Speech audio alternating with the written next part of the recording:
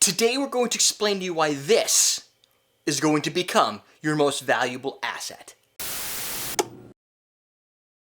Welcome to Common Man Cocktails. I'm your host Eric Schulmer. Today I want to talk a little bit about your 100% orange juice. So there are two types of 100% orange juice that I know of, that I use, that I care about. There's an orange juice that comes in some sort of container like this at the store. I buy it all the time. It's not a big deal, right? Then there's oranges that I know are 100% because I'm holding them in my hands. There's no half oranges in here. Are they genetically modified? I don't know. Do they use pesticides? I don't really know. But I know that these are real oranges. As it turns out, natural orange juice that you purchase at the store has 100% orange juice in it. However, it's also kind of artificially flavored. And then I did some digging. I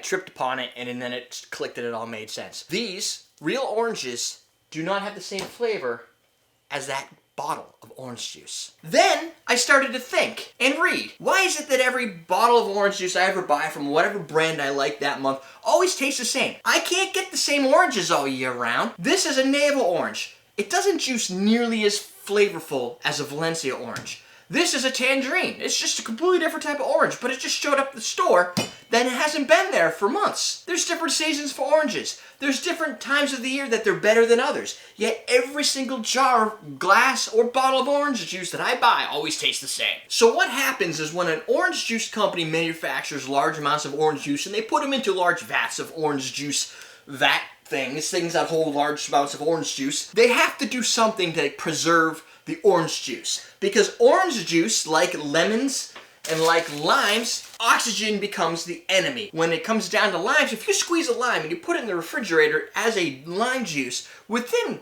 a day or less, it loses some of its acidity and crispness. It kind of just tastes blah. Well, the way you get around that with oranges, when you want to store and mass produce orange juice for the entire country or the entire world, you have to suck out the oxygen to keep the orange juice lasting longer, for almost a year. This is a process known as deaeration. It stops millions of gallons of orange juice from just going bad. The problem is when you strip out oxygen from orange juice, and probably from a lot of different juices, it loses its flavor. Like it just tastes like sweet. So what the manufacturers have figured out is if they contract out fragrance companies like Calvin Klein that would produce a perfume, if they get those guys to put a flavor pack together that tastes what orange tastes like, they could put it back in once the product's bottled. The thing is, those flavor packs, those artificial flavorings that are added into your orange juice are added later, but they're still considered natural ingredients. They have orange essence and essential oils, so thus, regardless of how it's been manufactured to make that flavor, it doesn't have to be listed on your ingredients. And it even gets cooler than that. The flavor pack that each company designs is its trademark taste. However, that trademark taste might be different from country to country. What keeps a US citizen happy when they drink a glass of orange juice is completely different from what it might be in Mexico or in Europe.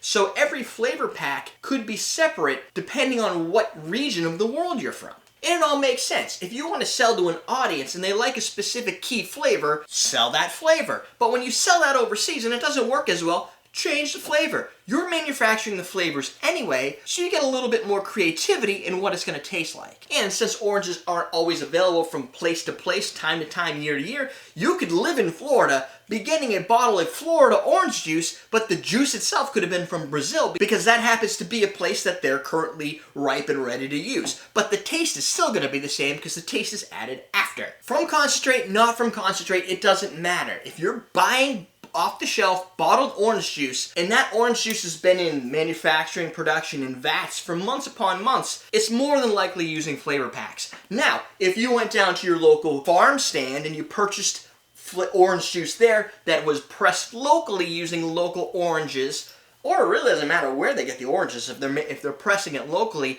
if they tell you, put it in the refrigerator and it's going to give you a week or two worth of life before you're going to need to toss it, it's probably really, really freshly squeezed and real flavor orange juice. All this makes sense. You have hundreds of people, you have thousands, you have millions of people that you have to get your products out to. If you want to be able to have a successful business, you need to have a product that's going to last longer, feed millions, and have a consistent flavor so that people continue to buy your product. It's not sleazy. It's not that they're doing anything we aren't asking. As a human society, We want our products faster, we want them cheaper, and we want them when we need them. There's no company in the world that is going to produce a small batch product in flavor and taste and nutrients that could be scaled to the world population. So when I go out to a diner and I order scrambled eggs, bacon, and some sausages, I'm gonna get myself an 8-ounce glass of orange juice because that's what I like and that's how I like my orange juice. But when I'm making cocktails, I am going for a specific flavor profile and I can't have anything getting in the way.